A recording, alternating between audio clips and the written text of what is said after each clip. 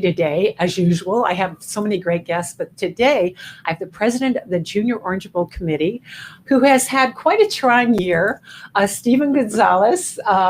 Steven is a litigator with a firm that's got a long name, but yeah, you can tell Weinberg, me Wheeler, about it. Hudgens, Gunn, and Dial. Yep. Yeah, say it again. Weinberg, Wheeler, Hudgens, Gunn, and Dial. Yeah, it's a mouthful. There's a mouthful, but he's a litigator and took on the job of Junior Orange Bowl president, never guessing what was in store for him.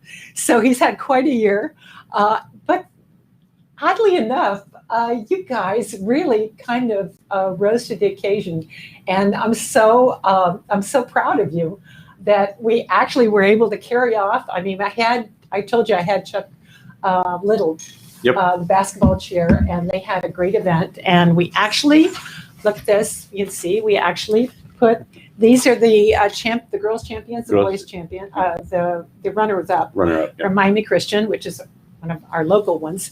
But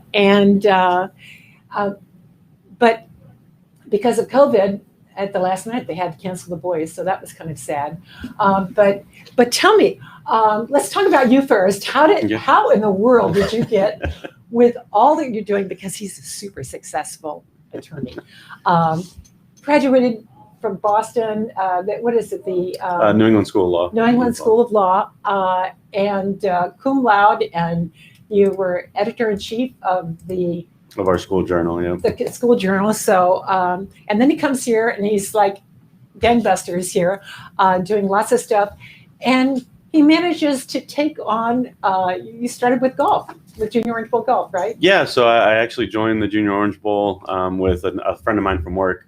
He got me involved with the group, and then I met JR with golf, which is a particular interest for me. I played junior golf growing up and things like that. Oh, did you really? So after meeting, I didn't know that. JR and Chuck with basketball and some of the other folks, helped out with the Sportsability event that year. I really got into it, and a couple years in, Charles Knight was president. Was going to become president at the time. Asked me if I'd join his board, which I humbly accepted, and I had a great year with Charles's leadership, and then just kind of went through the next few presidents and worked my way through, and got roped into being the president this year, which it was funny because I actually got installed about a week before the shutdown. So we were all kind of talking about this COVID thing happening and everything, and then all of a sudden, a week after our board getting installed for the year, we ended up getting the shutdown. So we knew we were in for a fun one.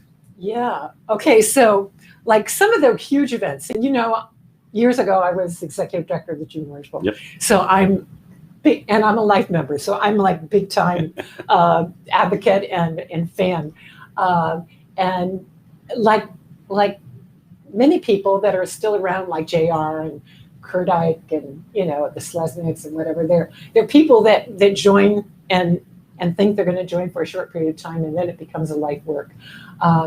But now I feel like I'm just an advocate because I can't do as much as I'd love to do.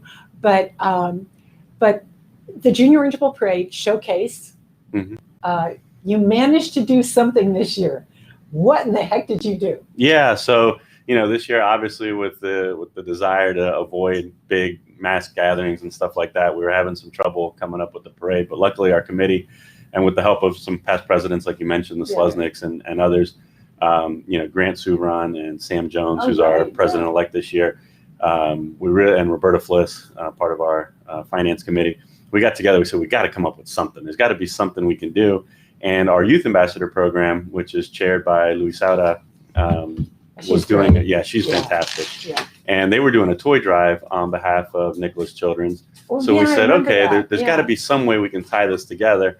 And luckily, with the support of the city, particularly the fire marshal and the police department, we were able to put together a procession. So we didn't have our typical parade where you're stopping and sort of creating these group gatherings, but we were able to bring some Christmas cheer, celebrate our first responders. We collected over 2,000 toys for Nicholas Children's. Wow. It was great. So, we had... What day did you do the procession?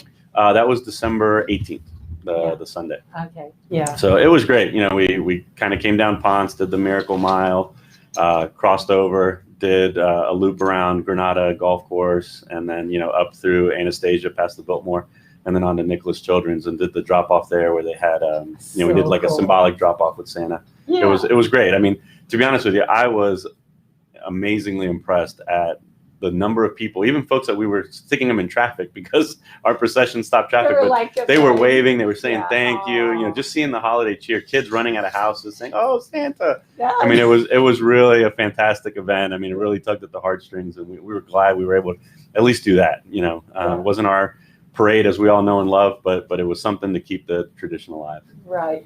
And then we had to cancel tennis, which is so sad because that brings people, what is it, 1,500 participants for that? Yeah, we're usually somewhere between 1,250 and 1,500, and you know, about 54 countries are usually you know, represented. So the people that organized that actually got a break this year.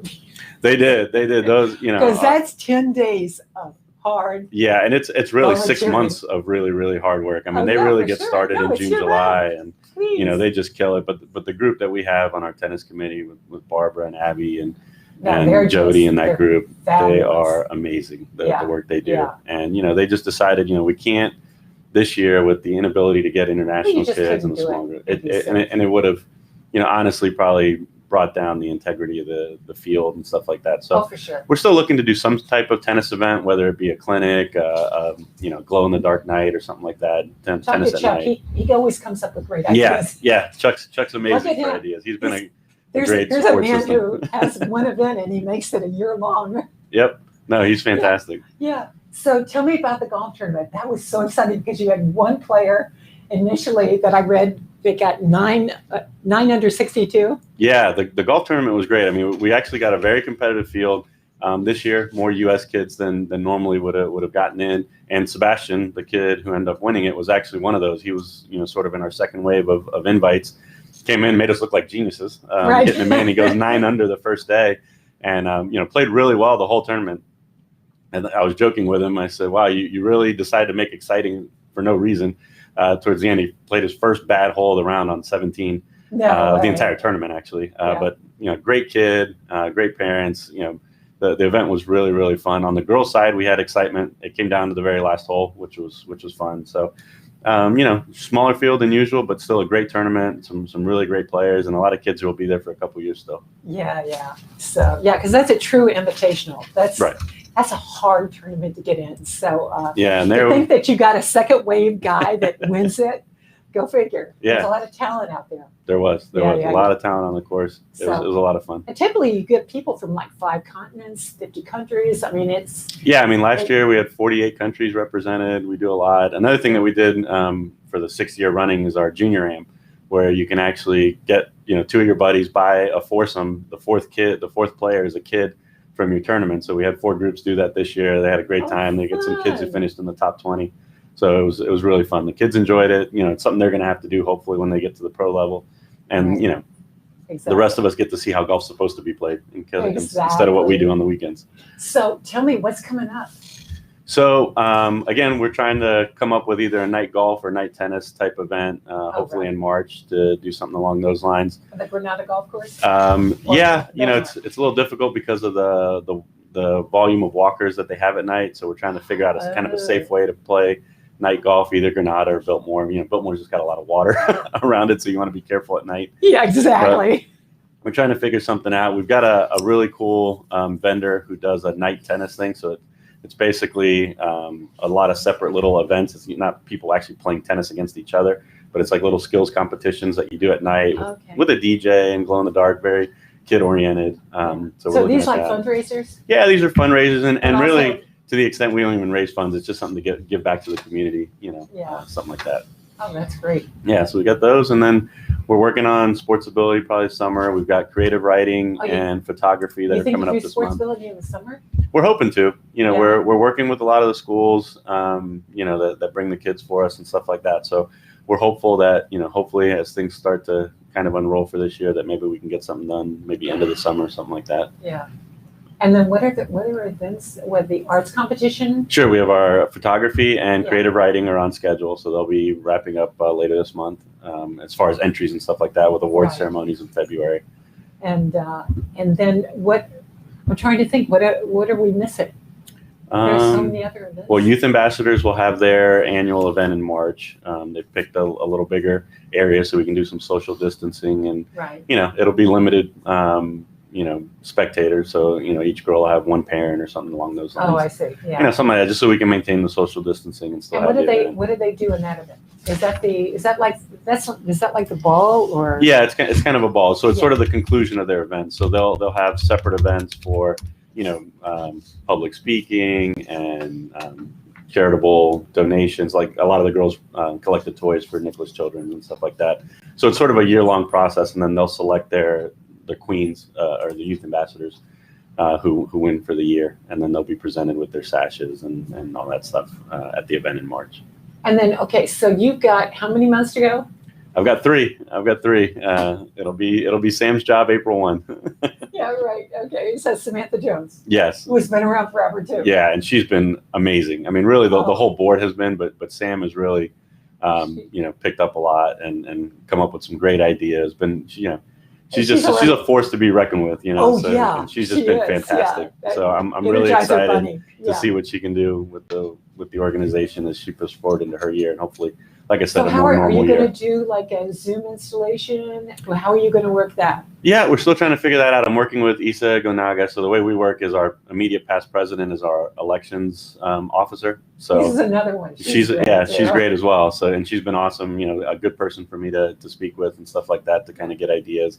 Amongst other past presidents. But yeah, so we'll be working with her to kind of figure out what we're doing. We'll hopefully, if we have to do a virtual one, we'll do it. If not, maybe we can find a spot that's, kind of big enough to at least invite a small group and do an installation live. You know what? We did a virtual installation for my Rotary Club, and our president, Kelly Garces, did the cutest thing. She sent everybody on the board. Oh, I'm sorry. My phone is talking to me. She did this crazy thing. She sent everybody a package that was on the board, and then you had to open it when you were called on to be installed. Oh, wow. And everybody got an animal that depicted what they were like or something. But there's creative things you can do. So okay. Yeah. We'll talk. So, yeah, we got to talk. Right. That sounds like a great idea. Yeah. And tell me, has Samantha told you anything about what's happening next year with regard to tennis? Do they anticipate being able to do that? Yeah, so it'll be our, I believe it's our 60th annual for tennis. So it's a big year for us. It's a big anniversary. So we're planning and moving forward, sort of full force. We'd like to make it sort of a, maybe an extra week in advance of the tournament, do some events and stuff like that to really lead into the tournament. And, we've got a great sponsor there in Badia and Fila and some of the others. So right. We're really hopeful to be able to put tennis back on, assuming international travel kind of loosens up again. That's a real trick right now. Yeah, but the plan is, hopefully have our normal slate of events. Because I don't know if people understand how big Junior Orange Bowl is. Yeah. With regard to getting international travel. And this was a big hit this year because nobody could do anything. Yeah, both tennis and golf took a hit when it came to that. We lost basically all our European players. Yeah, exactly. And, tennis has some European players that are actually. Yeah, they're here at the academies. You get some that are there in Orlando, some in Arizona, stuff like that. But, But for the most part. For the most part, yeah. We really need to have that international travel. There's a lot of kids who play the circuits in Europe and stuff like that come over. Same with golf. We have the academies here, but, So how are you doing with membership? Obviously, been kind of an odd year for membership and stuff like that because we haven't had many events, so it's hard to get folks in. So actually, we took this year as a year to sort of revamp our bylaws and so we on the membership side and sort of ramp up a new sort of membership commitment type thing. So we're hoping to roll that out this next year and really make a big push on membership in 2021. We've got a few members that actually should have been installed this year that we'll be installing now in February, so they'll be in their first year as members, just because obviously with this year there wasn't a whole lot. Luckily, they still volunteered and helped out, but so they'll move into their first year of membership this year, and then we'll go through the new program for membership this next year and recruiting and stuff like that. So of course you're taking advantage of Zoom too. Yes. Oh yeah. All our meetings are on Zoom. We've held a couple like town hall type events just to give the general membership some information. We hold our chair meetings virtually. So it's the best we can do. Yeah, right. Well, you've done an amazing job. Thank you. And Thank you. my hat's off to you because all the presidents this year, because I deal with a lot of nonprofits, and all of them had no idea when they started what was going to happen. And to be able to pull the stuff off. I am always so amazed how creative nonprofits can be. And even the performing arts, Florida Grand Opera is like doing stuff. The Miami Ballet, the event they Young Conservatory. There's all, exactly. And to be able to, and actually I've seen a lot of performances that maybe I wouldn't have seen because how many places can you be at one time, right? Sure. So I'll be anxious to see what Connie does with the creative writing. Mm-hmm. Is she going to have people? Oh, creative writing is something they do for. Is it a middle school? It's mainly middle schools. Middle school, middle school, and you would not believe some of the pieces that come in that are written by middle school students. Oh yeah, the writing talent is amazing. And I know I've been at some of the presentations. They read their stuff, and some of them have brought tears to my eyes. They're that good. So. I assume, do you think that children will be reading it, or I wonder how that's going to work. Yeah, I mean, normally the winner would read it at the award ceremony and stuff like that, would read their piece. I think what we may do is record it and then, have it, sort of virtually online. Yeah. Something like that with the reading. We're actually extending the deadline a little bit so we can get some additional, because some of the schools started a little later than others in January and stuff like that. So we really wanted to give the kids a chance to submit if they wanted to. And stuff like that. So that one's going to be great. It's basically the theme is sort of their place in history. So the kids will be talking about, their moment in time and sort of how they plan to shape the future based on their past. So it's a pretty cool topic for this year. Pretty topical with everything that's going on. So what about photography? So photography, again, we're extending the deadline a little bit. Okay. So it'll be sort of pushed towards the end of January with an award ceremony in February. And so far, I mean, we've gotten quite a few entries, and as always, they're great. I mean, the stuff these kids can do at their age, we're way past the Polaroids and stuff that I grew up. Do you still have a kids single are amazing. sponsor? We do. Wolf is sponsoring, helping out, and they've actually developed a couple other sponsors as well, which has been great.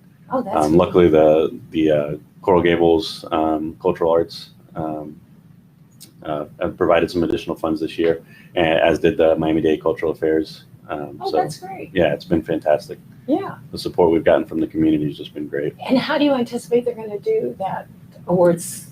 Well, right now we've got the fairgrounds spot locked up, so that's a really big space. So that should be big good. Time. Yeah, for social distancing and stuff like that. So the plan, unless something changes, is to still do that one live.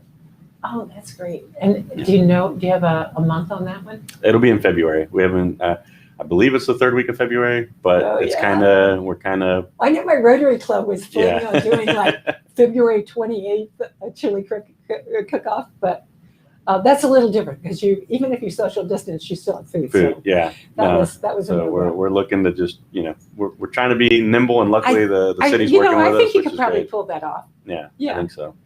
We're still doing, Gringo Bingo, but we're doing it outside with the tables spaced, and that's working out pretty well. Yeah, that's always a great event. We had a lot of fun with it last year. If you want to come tomorrow night. Oh, we'll be there. Somebody from us will be there. We'll definitely be there. Somebody will be there. It's always fun. We always enjoy it. Oh my gosh, yeah. And Steven's so great. And we have DJ Jermaine coming again too. Oh, awesome. So I would offer to bring my kids, but they might destroy the place. My two twins are a couple wild ones. How old are your twins? 3 years old. I got 3-year-old twin boys. Yeah. 2 boys on top of it, your poor wife. Yeah. She definitely bore the brunt of the COVID deal. I was still going to the office, and she had all 3 kids at home all day long. How parents that have been able to stay home the entire time. So how old are the other ones? My daughter's 5. So we've got a 5-year-old and 2 3-year-olds? 2-year-olds. Yep. That's we need a medal for your wife. Yeah, for sure. For sure. Well, if they were a little older, she would have had to be homeschooling too. Yeah. Well, they were virtual for a while. Yeah. 5-year-old, huh? Yep. Was the 5-year-old going to school? So yeah, she was in school. So she had remotely? about 2 months remotely, and then luckily her school opened up and allowed her to come in. I want to say mid-September, wow, early that's October. good. Yeah, so that was great. I mean, what a switch. I mean, the kids just really need that social engagement and stuff absolutely. like that. It was. I went in to see. I went into Miami Christian School to see what they were doing before they opened, and they literally built things like this between every single. That's how my daughter's school is. Yeah, is that right? Yeah, she's at Epiphany, and they put the blockers up, and Yeah, I mean, some of those private schools they spend a ton of money, but they did it right. They did it right. Yeah. No, and it's been great. Yeah. I mean, like I said, with her, we saw a complete switch when she got to school live. I mean, just that social interaction. You need that. Yeah. Yeah. It's So I feel sorry fantastic. for all these people up north that are still, not able to do anything. Yeah, these it's kids tough. are missing out on.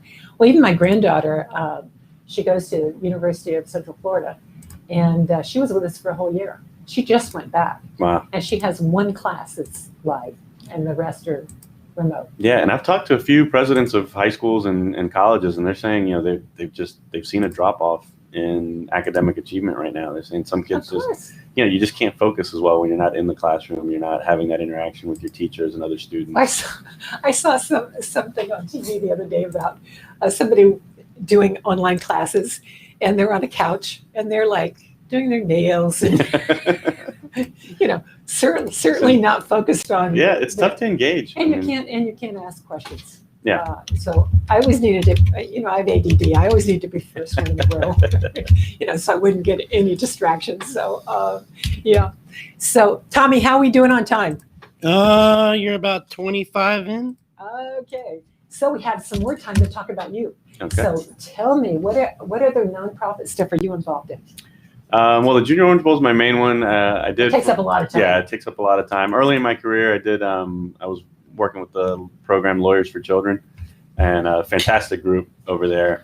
They really help with connected kids. with Guardian Ad Litem, or Kind of, yeah. It's a program run by the state. They're a great group. If you can support them, please do. Lawyers just kind of helping underprivileged kids or kids from broken homes, stuff like that. Yeah. Really great group. Obviously, as the president of the Junior Orange Bowl, I'm a member of the Orange Bowl for this year and stuff like that. Oh my so goodness. I've been doing what I can there. Again, they've been fantastic. I mean, even with the year they've had, they still didn't, still managed to uphold their donation to us and stuff like that. So Yeah, the they Orange had Bowl's just been the fantastic. championship. Yeah. It's a Or little not. separate event. The championship game itself is separate from the actual Orange Bowl, which was held on January 2nd. Right, but they're not involved? They're tangentially involved, but it's not.